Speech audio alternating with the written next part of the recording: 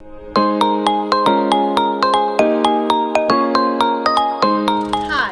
welcome back to my channel.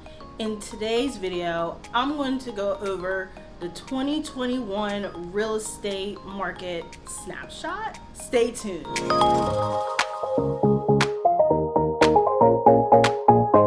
We finally did it. It's 2021. 2020 has officially left the building, and we are now in the new year, moving forward. Granted, we are still dealing with all the issues and stuff that came up in 2020, such as the pandemic, that little thing, COVID. But nevertheless, it's a new year. So with that being said, Happy New Year. So for this video, I'm going to talk about the real estate market snapshot for this upcoming year. This is just as an overview or just a snapshot as to where we are as the market stands now. And that way you can be able to keep your eye forward for the so that you can meet your goals and know what's going on in the real estate market. I'm going to be talking about specifically for Philadelphia County today. So, but nevertheless, this applies to anybody who is looking to, or like anywhere in the nation, anywhere. So my first point that I'm going to discuss is that housing is still low. We still have low inventory. We have been in a seller's market, low inventory market, at times negative inventory market for a while now. And it hasn't gotten any, we haven't had any boost and any change regarding that over the past, I would say 3 to 5 years or so. But it's really been definitely a low inventory market as of now. Inventory is still tight. At the end of last year, inventory was still tight. There's still more buyers out there than what sellers have for sale. That's mainly because people are just staying in their homes longer, or that there's people that do want to move. They want to move and find another home, but they just can't find anything because there's nothing available for sale. So they're holding on to their house, because why sell if you don't necessarily have to, and you would rather find something that you want to buy first. If you're able to, if you're financially able to purchase a home before you sell, then that's fine. Or you may just need to sell before you buy. But regardless, or people that do want to sell, as opposed to that they have to sell, but people that do just want to upgrade, downgrade, trade up, trade down, what have you, they just can't find anything on the market. So just even though they do want to put their house on the market and they know that their house will sell, they don't have any place to go. So we're predicting, or that we're still going to see the same patterns. Housing inventory is still low. Homes are selling faster. They're selling really quickly. They're not staying on the market very long. That is just going to lead to, it's basically going to be still the same pattern where, it's going to be favorable conditions to the seller. It's a seller's market. Buyers are going to basically try to appease the seller in ways of price, terms, conditions, what have you, and it's still going to be a competitive market for buyers.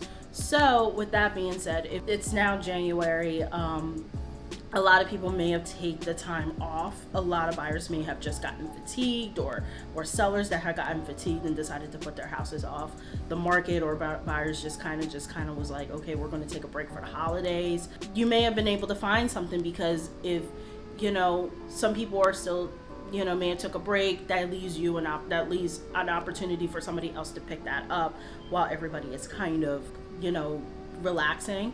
But nevertheless, it's a new year. The holidays are over. More than likely from now up to spring, it's still going to be a very competitive buyer's market. Okay, so just to talk about Philly stats regarding the housing market. This is just for Philadelphia County and no other surrounding suburbs or areas. We had closed out 2020 or actually I'm just going to give everything from 2020. So the average sold price in 2020 is $291,879. Still affordable. Even though prices have been going up, our average sold price is $292,000. So low 290,000. Total units sold in 2020, we had 16,218 units that sold just last year. With a total listings that had we had total listing, or at least total units are basically that had listed on the market was 24,252. We still had a lot of listings that came on the market. This is just for residential sales, but we had a lot of listings compared to units sold. So the difference between that is mainly probably came on the market, they left the market without being sold.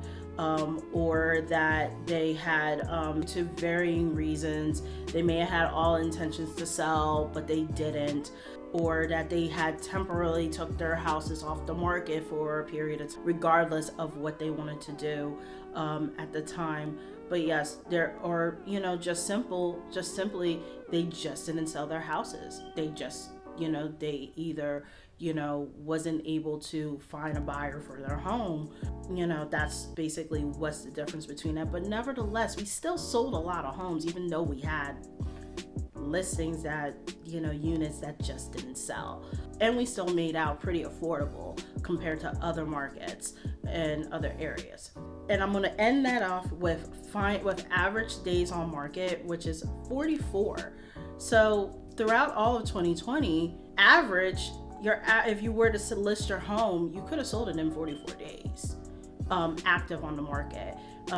That gives or take between whether or not.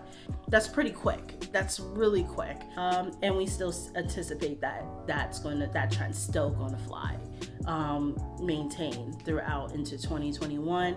And just to give an additional stat, our absorption rate, which means that if you take all the inventory, so if we take all the current inventory that we have coming into all the inventory as of today, and from what I see here is that in just now in January, beginning of January, we came in with an inventory of 4,063 units that's on the market for our inventory. So if we were to sell all of that, basically our absorption rate would be 2.8.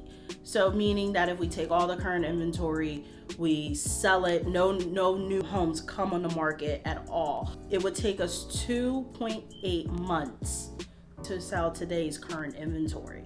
With that being said, I know that's a lot of numbers, but that number 2.8, that signifies that 2 months means that it's within the seller's market.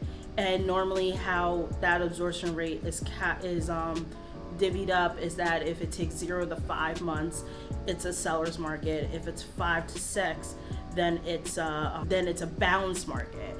And if it's going from over 6 months, then you're in a buyer's market. So as I see the trend, and I'll link the data that I have. This is all from my local MLS. This doesn't count. This data doesn't count off-market private sales or anything like that. That's where this data is coming from.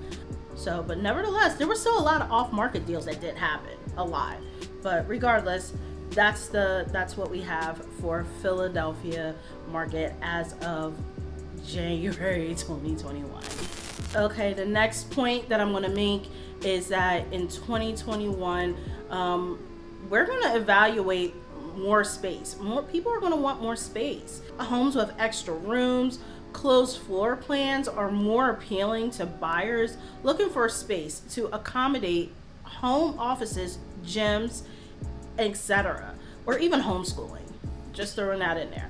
And properties with ADUs, which stands for accessory dwelling units such as granny flat, which is something different, or a converted shed maybe attract multi-generational families or those looking for rental income. The pandemic created a whole uproar.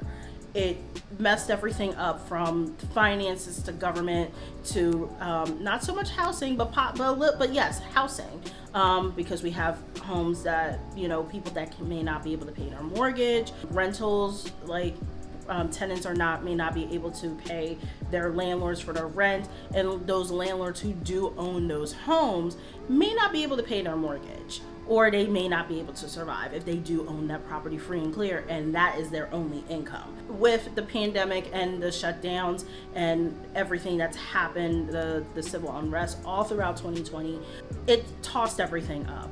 So we were forced to come back in our homes, to stay in our homes, to homeschool, to work, to exercise, do everything that we needed to do. We had to do everything that we were shut in. People had to be creative. People may have to move in, like younger folks, college folks, young adults may have had to move with parents or their parents, just to save money because they may not have been able to pay rent. Or you have older relatives who had to move in with their children because they just couldn't have they may not have been able to afford or anything else. We do need more space. So if you're at home or you're thinking about, you're just reconsidering, like, man, I wish that I can have an extra room because I need to homeschool, I need a gym, I need an office. Right now for me, just to be honest, I'm filming in my living room because I just don't have the space. I don't have an extra room to put myself in to kind of film. So that's where I'm at. I'm filming in my living room right now. So regardless, I'm even thinking about my own living situation as to, okay, I have 3 kids, they're home. Who knows when they're going back to school, for one. I need space. And that's not the first time that I said it on this channel. So you may be thinking that in 2021 is to upgrade your space. So point number 3 is the market is rebounding. 2020 has been so uncertain. There's just been a lot of uncertainty going on, and it's still now. Yes, we had the elections that happened towards the end of the year, but even who knows what's going on with that. There has been a lot of uncertainty. However, the real estate market has quickly rebounded. Just talking real estate wise, we have rebounded to pre-pandemic levels. There was a dip in Philadelphia market in April because the pandemic started, or at least that when the shutdown happened was in mid-March of 2020. So we started with inventory, it's 1,955 units. In April, that number dipped. We dipped, and this is the lowest units that was listed out of 2020. April was the lowest month at 797 units. That's because people didn't know what was going on.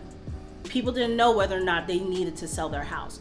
People may not have been able to, were thinking like, okay, I don't know what's going to happen. I'm going to hold, is with real estate being what it is. We had shutdowns in Philadelphia. Real estate agents couldn't have listing appointments.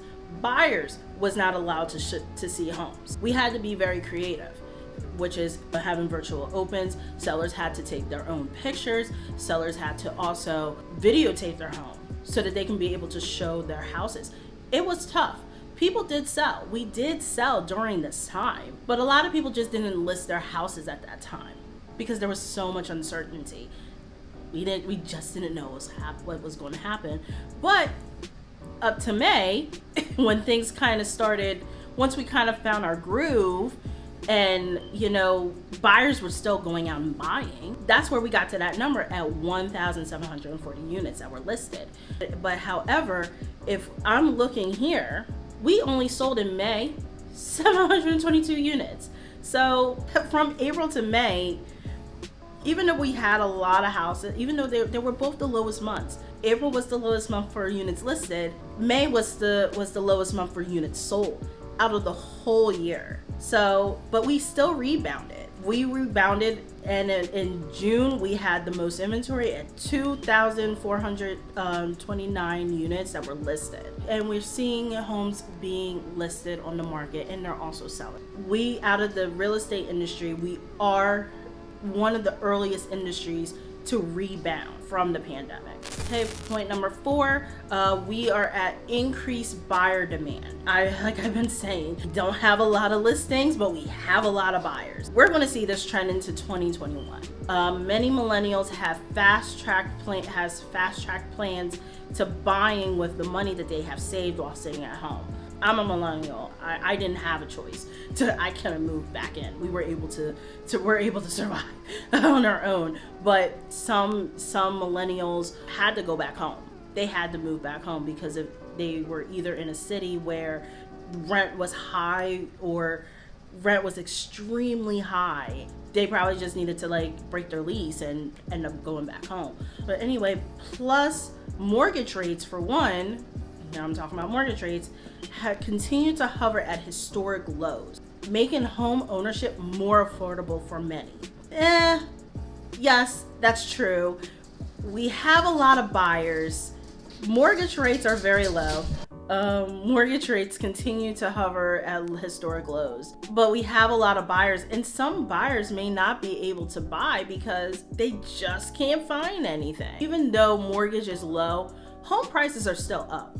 Home prices are still being jacked up. So yes, you can have an amazing interest rate where you can spend more and purchase more house, but your home prices are going up. For me, my husband and I, we have always thought about, our goal for 2021 is to purchase our first home. It's mainly because we're part of the earlier, years of being millennials, being born in the mid 80s.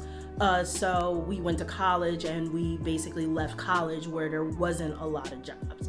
My husband lucked out because he is a veteran. He went into the Army, and he's able to benefit off of the VA loan. So that's our plan into purchasing a home. Whereas for me, I went to college, and I graduated college, and I have crippling student loan debt. I didn't even go to graduate school. But I decided to go to a really good school. That's our dream, is to purchase a home. And it's like, I'm looking as a realtor, all I'm seeing is that home prices are going up. For what we would want in a home, we want to be moved out into the suburbs. Home prices are just going up. And on top of that, if we're going to stay in the Philadelphia area, so if we were to move out of Philadelphia, out of the city of Philadelphia, for one, we would have to pay more in our taxes, depending on individual municipalities throughout the counties. Millennials, we have been buying over the past 2 to 3 years now, because now we are making more money. We paid down our debt, our student loan debt, because that is why we weren't able to purchase, was because we had student loan debt. We weren't able to hop into the housing market then because we had the student loans. But regardless, moving on, not to ramble, this year could be a perfect time for those with secure employment to buy. Now that's going to change because not everybody has a secure employment, or at least people that do have secure employment, they would be able to buy. Okay, moving on, and this is my last point: country on the move. As circumstances continue and businesses offer more opportunities to work remotely, Americans are moving across the board. They aren't just moving from cities to suburbs. In some cases, they're moving from city to city, suggesting that many urban markets are still quite healthy. And that's true. I know I talk about how people want to move out of the city and go into the suburbs, but people may want to move from city to city. So take, for instance, some people may just want to move from Philadelphia if they can work remotely. Now that's the key thing, is that if their jobs allow them to work remotely, they're maybe moving from New York to a cheaper place to live. A cheaper housing market could be in Atlanta, cheaper cost of living. Parts of Atlanta, parts of Georgia, they may be moving all the way across the country, but regardless, People are moving. This could be the next great migration. We're moving because everything changed in 2020. Depending on what's coming up in the upcoming year, people are really reconsidering where they're living. For one thing, let's just take New York. New York, May had all the things that make New York, New York. Everything that's tolerable and enjoyable about New York has been shut down. And it's like, I can't enjoy what I like about New York. I can't go see my friends. I can't go to a concert. I can't go see a show on Broadway. I can't go shopping.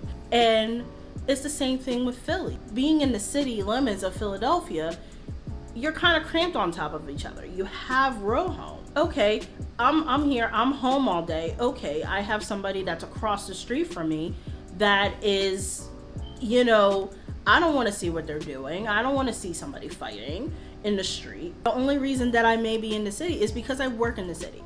I work in the city. Well, not just me, but just somebody that's thinking that does have this. I work in the city. My job is in the city. I go downtown and I do my job. I may have liked that, but now I can't enjoy that. So why am I in the city? I'm paying high wage tax, and I still have to pay a wage tax. Why not? And my kids are home from school. Why not just move to a different county or move out of the city limits where it's going to be cheaper? I don't have to be at my job. I can work from home. Regardless, we're all on the move. You may just be thinking about making a move. That's why you clicked on this video. Leave a comment below. Let me know what points that I made in this video that was most interesting. What do you think about what's going to come up in 2021? Do you think things are going to flip? Do you think we're still going to be in a low housing inventory? Where's the seller's market? Do you think it's going to flip to a buyer's market? So with that being said, please leave a comment below. Let me know what you think about this. And do me a favor, and I don't like saying this, but I'm going to say it anyway, is that if you could please smash that like button and share this to if you know anybody that may be interested that could benefit from this video. Please share and subscribe to the channel and click that notification bell so that you know when I post a new video on this channel. Thank you, and I will see you on the next video.